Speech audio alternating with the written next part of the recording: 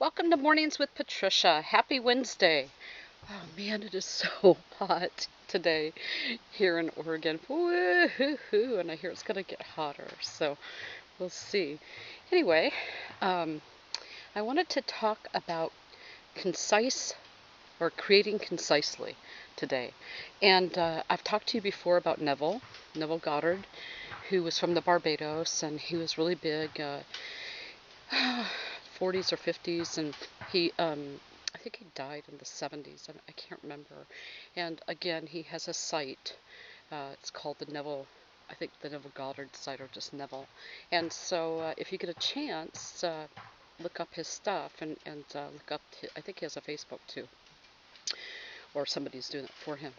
So I'm going to tell you two stories about Neville's people that he helped. And if you go to Sacred Space, you may have heard at least one of these before. But they're well worth the retelling because it really speaks a lot to what we're able to do when we use our imagination.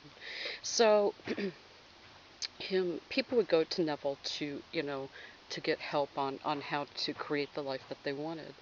And the first one that I'm going to tell you about is this couple. And I believe he was a doctor, and I don't know, she assisted him or something, his wife did. And so they worked out of their house. They had a separate space in their house for his office. But they were going to, they wanted to add something more for the retirement. So next door to them was this really big lot, and they really wanted the lot. And so they went to Neville, and he says, "Okay, you've got to be really concise about how you're going to do this, and I mean really concise." So they wanted to build an apartment building on that lot, and they wanted to do it without putting any of their own money in. Wow, right? And so they built the apartment in their mind, and didn't worry about how they were going to get the money. They had a certain amount of money that they needed, and then they would walk through, in their imagination, they would walk through the apartment building, and then they added something kind of different. There was a friend of theirs that had really kind of stopped coming around for whatever reason, and they saw this friend drive up and say, "Oh my goodness, is that yours?" And they said yes, and she says, "Oh, I want to go through it. I want to see it." So they kind of put that in there too, right? Because somebody they hadn't seen for a long time, and so yeah. So, every day they would take time and sit down together and imagine this.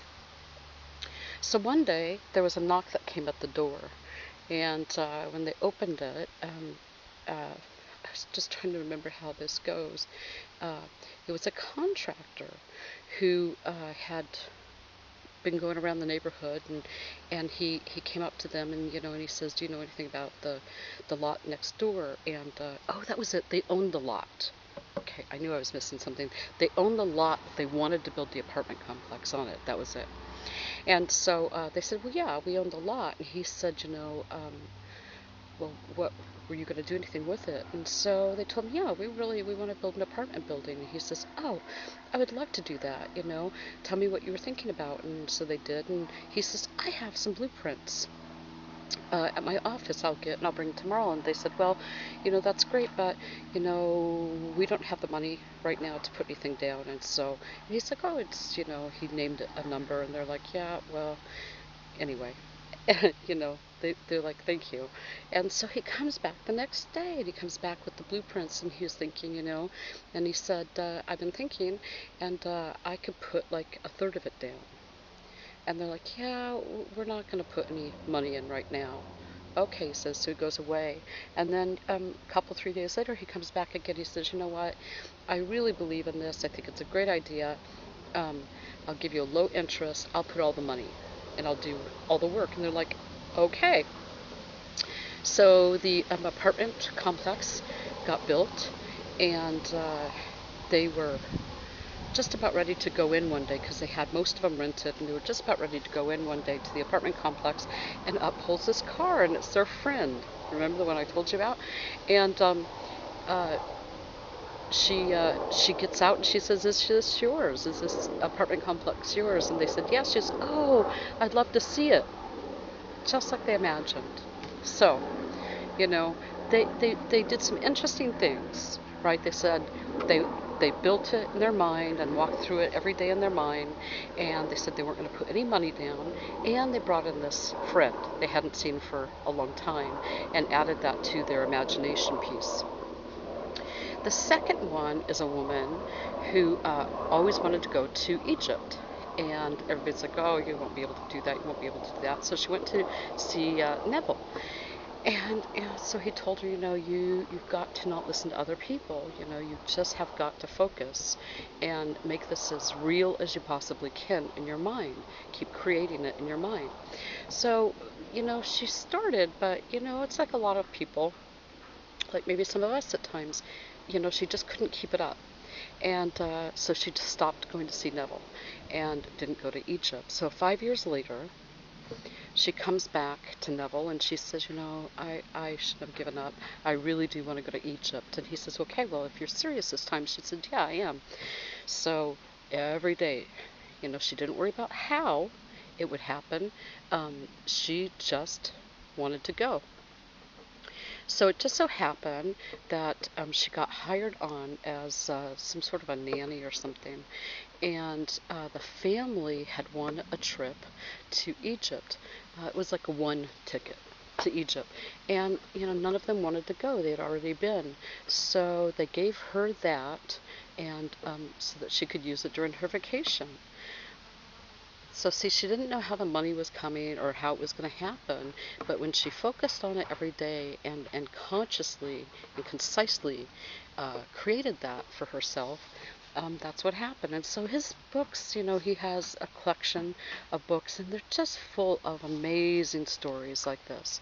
Um, you know, um, and and he just worked with people over and over. And the thing is if you can make it as concise as possible. Ooh, I think I got a little bug in me.